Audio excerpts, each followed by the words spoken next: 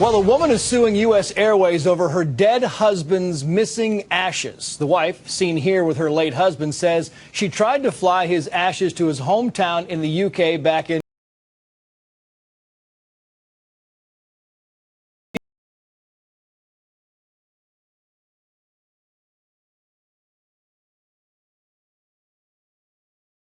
to put the ashes in her checked luggage. But when she got to the UK, she says that the ashes were gone. Her attorney says they obviously made the choice through incompetence and outrageous behavior to determine his last resting place. The woman claims the airline has essentially blown her off since the incident. We reached out to US Airways, which provided us with a statement that reads, in part, quoting here, "While we certainly send our condolences to Mrs. O'Grady, US Airways investigation into this matter did not uncover any information indicating that US Airways is responsible for this unfortunate incident." Anahita Setagatfar is a defense attorney, so US Airways says we are not responsible. We looked into this. We can't find the ashes. It's not our fault. TSA really should not have sent her back to US Airways because you can bring these things through security. True? True. Well, I think that's neither here nor there. I think I'm not the attorney for the airline. I probably should be. But I think this whole entire case could have been avoided had the airline simply communicated with this woman. I think this lawsuit is more based on her trying to get information, trying to get the airline to acknowledge and apologize to her for what happened. Because remember, Trace, this happened way back in 2011. And I think that this woman has probably come to terms by now that the ashes are long gone. So I think it's really more about getting answers. And I think the airline, had they just sat down with her, talked with her, explained to her, look, we tried to conduct an investigation. We're sorry about your loss. It possibly could have been avoided. And now you have this woman who's a very sympathetic figure. She lost her husband's ashes, and US Airways, she said, treated her very poorly. And now she says, I want some money. I'm going to sue you.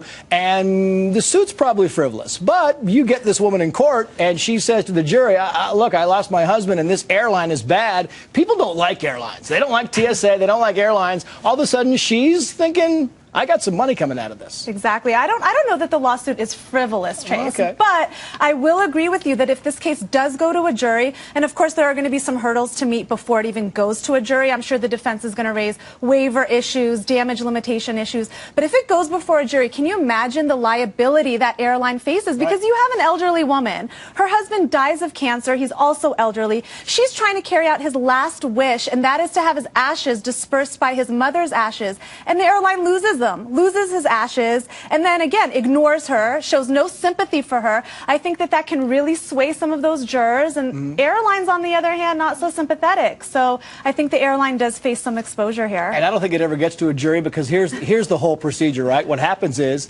you get some publicity, you have Fox News talking about this, you're this sympathetic woman, and now US Airways calls her in the next couple of days, says, Mrs. O'Grady, hi, we're so sorry we treated you poorly. Can we give you a few $1,000 to settle this whole thing? Yeah, and are you sure you're not a lawyer, Trace? I mean, you have some really good negotiation skills. Right? That's a good thing, but you're absolutely right. I think, again, this could have been avoided. The airlines could have probably saved a lot of money had they tried to resolve this in the beginning. A little goes a long way. Now, obviously, the plaintiff's lawyer, the woman's lawyer, is going to take into account that, hey, this is getting a lot of publicity. We have some leverage here. Again, they're going to have to pony up some money. Otherwise, they do run a risk of a large jury award in this case. Lastly, if it goes before a jury, this jury is not looking at just US Airways, they're looking at all airlines, and TSA saying, here's a little message we can send to them. Maybe we give her a little bit extra money in the end. I agree. Exactly. I think that's very possible. I think, again, a lot of people do not like airlines. They don't like all these